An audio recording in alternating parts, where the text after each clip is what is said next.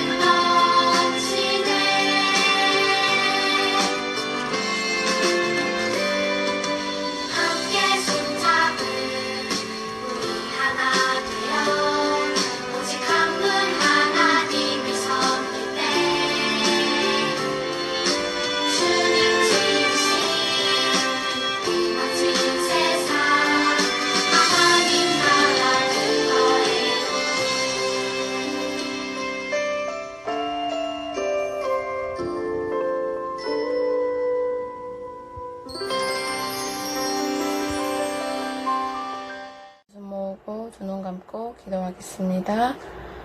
사랑이 많으신 하나님, 오늘도 예배 자리에 나와 예배 드릴 수 있게 해주시며 감사합니다. 하나님, 코로나로 인해 영상 예배로 대체되지만 이 시간 하나님께 집중하여 예배 드릴 수 있게 도와주세요. 날씨가 많이 서늘해지고 있습니다.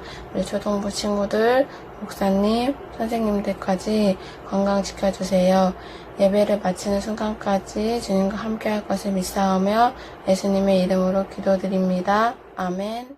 네, 친구들 안녕하세요. 우리 친구들 온라인으로 예배드리는 시간이 길어져서 아마 온라인으로 예배드리는 일이 쉽지는 않을 겁니다. 목사님도 알고 있습니다. 우리 친구들 그래서 정말 고맙습니다.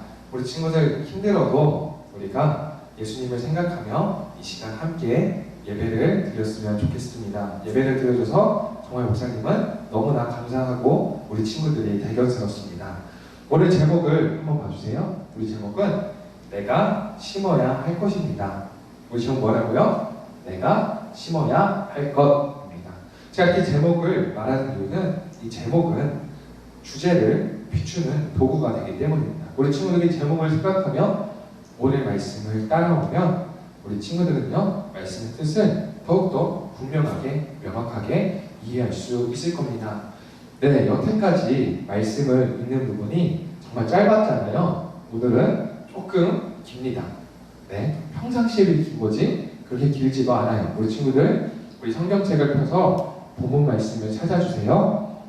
잠깐 멈추고요. 직접 성경책으로 찾습니다. 그리고 저 한 절, 우리 친구들 한 절 돌아가면서 말씀을 읽도록 하겠습니다. 먼저 네, 찾았죠? 그러면 저부터 6절 말씀 읽도록 하겠습니다. 그 다음 친구들 10절이 봅니다. 저부터 6절 말씀 읽습니다. 가르침을 받은 자는 말씀을 가르치는 자와 모든 좋은 것을 함께하라.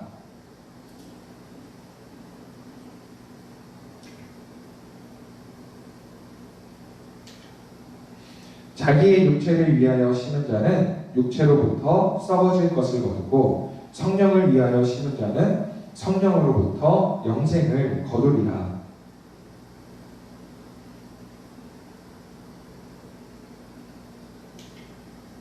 그러므로 우리는 기회 있는 대로 모든 이에게 착한 일을 하되 더욱 믿음의 가정들에게 할지니라. 아멘. 네. 자, 친구들에게 가장 기억에 남는 선생님은 누구인가요? 유치원 때 선생님도 좋고요. 지금 초등학교 친구들이 살아온 그 순간 동안 만났던 선생님들 중에 가장 기억에 남는 선생님은 누구인가요?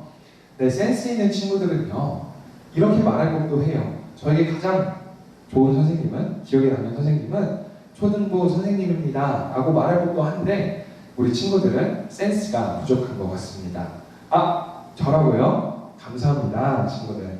좋아요. 자, 그렇다면요, 친구들.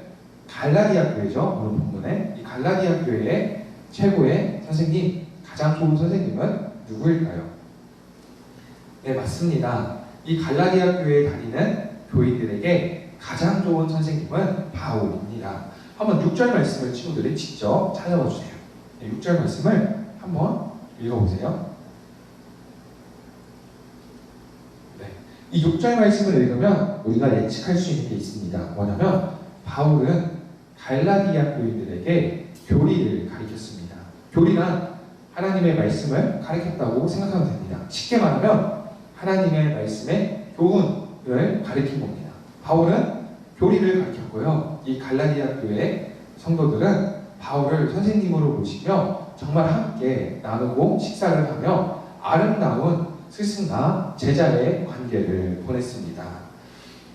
자, 이제 여기에 분명히 우리 친구들 우리가 거리를 둬서 실제로 봤을 때 제가 설교를 했을 때 우리 친구들이 들었을 겁니다. 분명히 기억하는 친구들이 있을 겁니다. 특히 이 말을 하면 우리 가민이는요 그 당시 정답을 맞췄기 때문에 반드시 기억이 날 겁니다. 바울은요 예전에 이 갈라디아 교회와 자신의 관계를 마치 남자와 여자가 데이트를 하는 것처럼 설렘 속에서 너무나 좋았다고 얘기를 했습니다. 갈라디아 교인들은 바울을 부족한 부분이 많은데도 천사처럼 여겨줬던 때가 있었다고 합니다. 바울이 이런 얘기를 하는가? 그때 우리 정말 좋았어.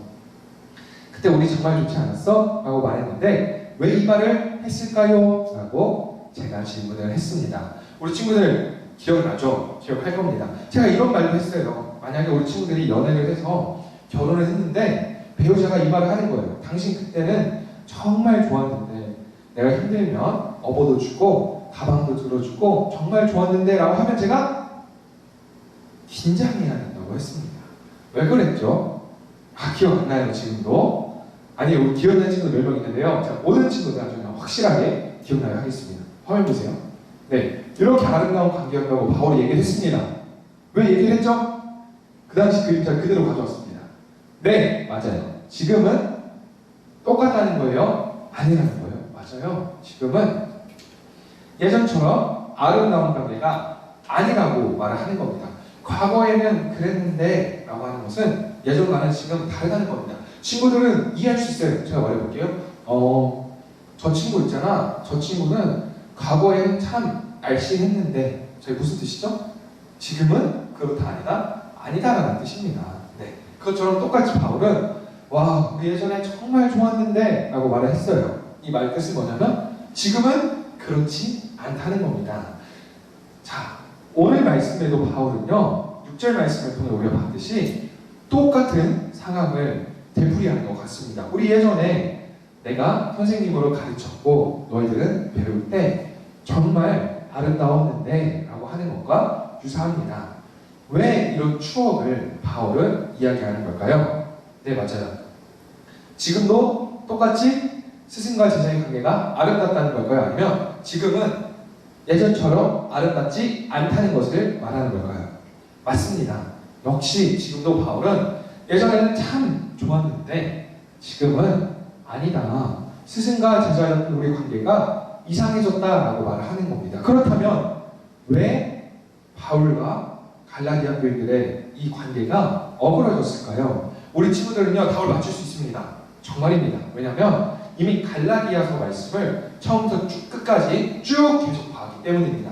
친구들, 우리가 처음부터 끝까지 갈라디아서를 나눴잖아요. 가장 큰 핵심 내용이 뭔가요? 네, 이걸 생각해요.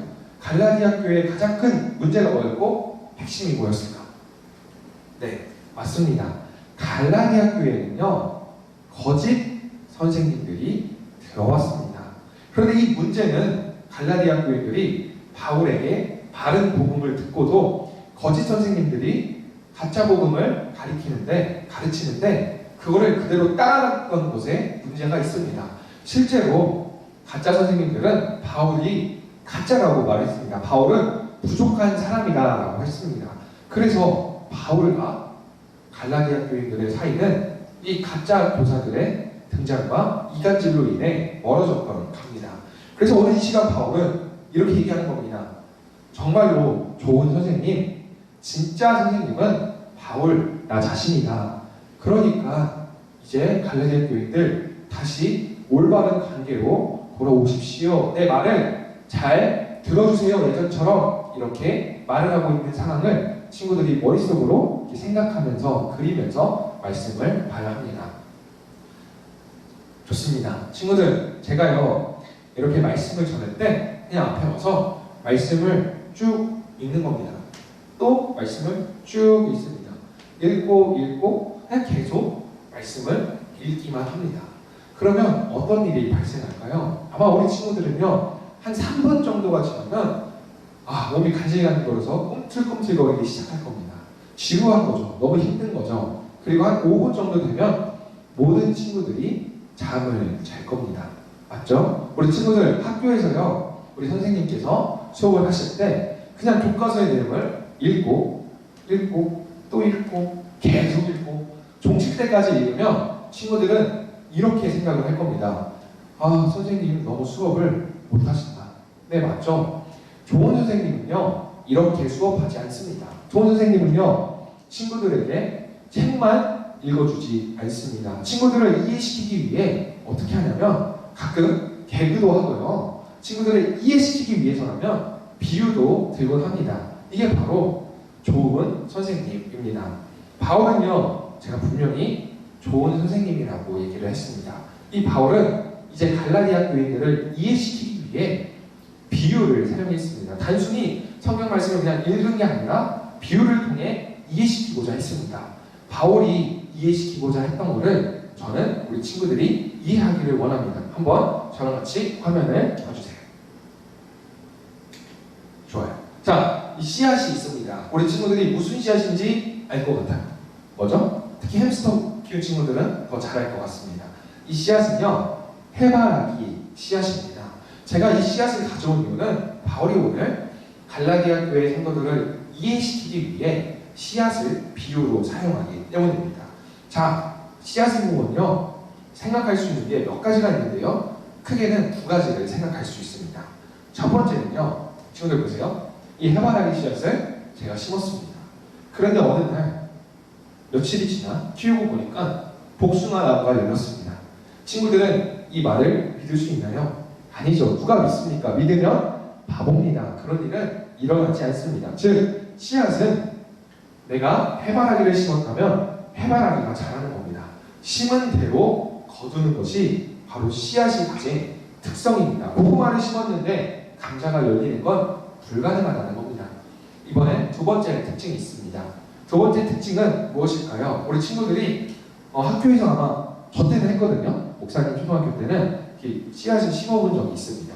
우리 친구들이 씨앗을 심어왔다면 더 잘 이해할 수 있을 것 같아요. 자, 봐요. 조그만 씨앗을 심었어요. 그리고 물을 줬습니다. 그때 마음이 어떤가요? 그때 조마조마합니다. 왜냐하면 정말 이 씨앗이 잘 자랄까 하는 이 기대감과 이 우려가 같이 섞여 있는 겁니다. 그런데요, 친구들, 걱정은 할 필요가 없게 됩니다. 왜냐하면 이 씨앗이 살아있는 씨앗이라면 반드시 그 땅을 뚫고 새싹이 돋기 때문입니다. 여기에 두 번째 특징이 있습니다. 두 번째 특징은요, 씨앗은 반드시 자란다라는 것입니다. 그럼 우리 친구들 뭐라고요? 첫 번째 특징은 뭐죠? 심은 대로 거두는 겁니다. 그리고 두 번째는요, 씨앗은 반드시 자란다는 겁니다. 여기까지 이해하고 왔으면 친구들 이제 완전히 이해할 수 있을 겁니다. 그렇다면 바울은 이 씨앗의 두 가지 특징으로 무엇을 말하고자 했는지 친구들은 이해할 수 있어요. 제가 설명하겠습니다. 바울은 이런 얘기를 하고 있는 겁니다. 거짓 선생님들은 가짜 복음을 전했다, 너희에게. 그런데 너희가 만약에 가짜 선생님들을 따라가서 그 다른 복음을 믿으며 살아간다면 이는 씨앗을 심는 것과 똑같습니다, 이 말을 하는 겁니다. 가짜를 심었기 때문에 가짜가 나오지 진짜가 나올 수 없습니다 라고 바울은 씨앗을 통해 말하는 거예요. 씨앗의 결과는 무엇일까요? 가짜 복음을 심으면 이 가짜 복음은 구원을 줄 수 없습니다. 그리고 죄를 심은 거기 때문에 죄의 결과인 고통을 줄 뿐입니다. 바울은 이 점을 강하게 경고하고 있는 겁니다. 또한 바울은 반대로 이제는 진짜 복음을 심어야 된다고 말을 합니다. 왜냐하면 진짜 복음을 심으면 진짜 복음이 열리기 때문입니다. 그리고 반드시 열리기 때문에 바울은 우리 보고 진짜 복음을 심으라고 합니다. 진짜 복음을 믿는 것이 씨앗을 심는 행위입니다. 먼저 진짜 복음을 믿으면 나는 믿는 것 자체가 복음을 심는 행위이기 때문에 예수님께서 약속하신 영생을 얻습니다. 그게 또한 두 번째로 또 내가 씨앗을 통해 얻을 수 있는 많은 유익들이 있습니다. 이제 더 살펴보도록 하겠습니다. 우리가 이제 질문을 해야 됩니다. 그러면 복음의 씨앗을 심으며 살아가는 삶은 어떤 삶인지를 더욱더 자세하게 봅시다. 바울은 먼저 복음을 통해 내가 하나님의 자녀가 되었다는 사실을 바라보고 기뻐해야 된다고 합니다. 왜냐하면요, 제가 아까도 말했듯이 예수님의 복음을 믿는 그 자체가 이미 복음의 씨앗을 심은 겁니다. 그리고 이 씨앗은요, 반드시 열립니다. 우리 친구들에게는요, 영생이 약속되어 있고요, 이 씨앗을 받는 순간 하나님의 자녀가 되었습니다. 그래서 우리는 그 사실을 보며 기뻐하고 즐거워해야 한다는 겁니다. 그러면 두 번째 씨앗을 심는 모습을 행할 수 있는데요, 그게 뭐냐면 내가 복음 때문에, 은혜 때문에 기뻐하면은 이웃을 사랑할 수 있는 겁니다. 자, 정리하자면 이겁니다. 우리가 씨앗을 심으며 살아가는 삶은 첫 번째는요, 하나님을 사랑하는 거고요, 두 번째는요, 이웃을 사랑하는 겁니다. 이게 바로 우리가 씨앗을 심으며 살아가는 삶입니다. 따라서 바울은 이렇게 이야기를 합니다. 우리는 씨앗을 심으며 살아가야 되는데 먼저는 가까운 곳부터 실천을 하세요. 바울은 이렇게 말을 하는 거예요. 먼저는 믿음의 가정, 믿음의 친구들에게 먼저 사랑을 베푸세요. 이게 씨앗을 심는 행위입니다 라는 겁니다. 우리 친구들은요, 첫 번째 부모님께 정말 자녀로서 예의 바르며 부모님을 사랑하며 부모님께 올바르게 행동해야 합니다. 그게 바로 씨앗을 심는 행위이기 때문입니다. 그 다음은요, 내 옆에 있는 친구에게 아니면 형제, 자매, 동생에게 어떻게 해야 돼요? 내 사랑으로 대해야 합니다. 사랑해야 됩니다. 이것도 씨앗을 심는 행위입니다. 더 나아가 친구들이 만나는 모든 사람들에게 정말 하나님의 말씀대로 복음대로 사랑하며 섬기며 살아가야 합니다. 이것이 씨앗을 심으며 살아가는 사람들의 모습입니다. 우리가 씨앗을 심으며 살아가면 이 씨앗은 반드시 열릴 겁니다. 우리 친구들은 이미 복음을 믿는 순간 영원한 생명, 하나님의 자녀라는 이 놀라운 씨앗이 자라나게 됐습니다. 이미 이 씨앗을 심었습니다. 그리고 이 씨앗은 이미 열리고요. 반드시 열립니다.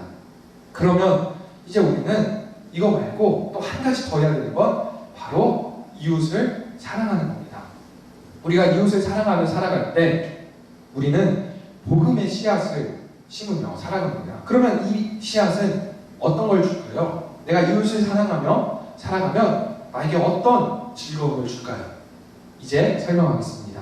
뭐냐면 첫 번째는 이웃이 사랑을 통해 변화하는 모습을 보면서 우리는 감격을 느낍니다. 저도 마찬가지입니다. 우리 친구들이 하나님의 말씀대로 변화하면 저는 정말 눈물을 흘릴 겁니다. 우리 친구들이 씨앗을 뿌리며 살아간다면 이웃이 잘 되는 것은 나의 기쁨이 됩니다. 왜냐하면 내가 이웃을 진심으로 사랑하기 때문에 이웃이 잘 가는 것은 나의 즐거움입니다. 그리고요, 또 한 가지, 우리가 이 씨앗을 심으며 이웃을 사랑하다 보면 내 마음이 성숙해집니다.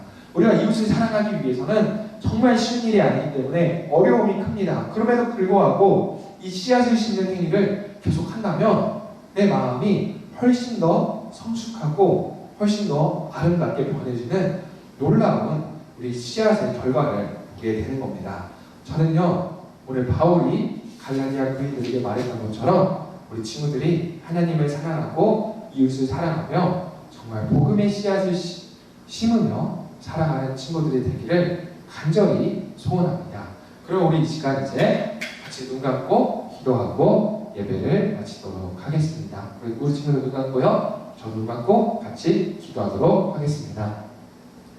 하나님, 이 시간 복음의 씨앗에 대해서 배웠습니다. 하나님, 우리는 복음의 씨앗을 심으며 살아가야 되는 사람들입니다. 우리가 올바르게 복음의 씨앗을 심으며 살아갈 때 우리는 참된 만족을 얻을 수 있고 우리가 살아가는 환경은 복음으로 변하는 놀라운 일을 경험할 수 있습니다. 하나님, 우리가 여태까지 복음의 씨앗을 심는 자로 살아가지 못했습니다. 이러한 점을 용서하여 주시옵소서. 우리 너무나 연약하고 나약한 우리에게 다시 한번 은혜를 베풀어 주셔서 우리가 한 주를 살아갈 때는 정말로 복음의 씨앗을 심으며 살아가는 사람들이 될 수 있도록 주님 도와주세요. 예수님의 이름으로 기도드립니다. 아멘.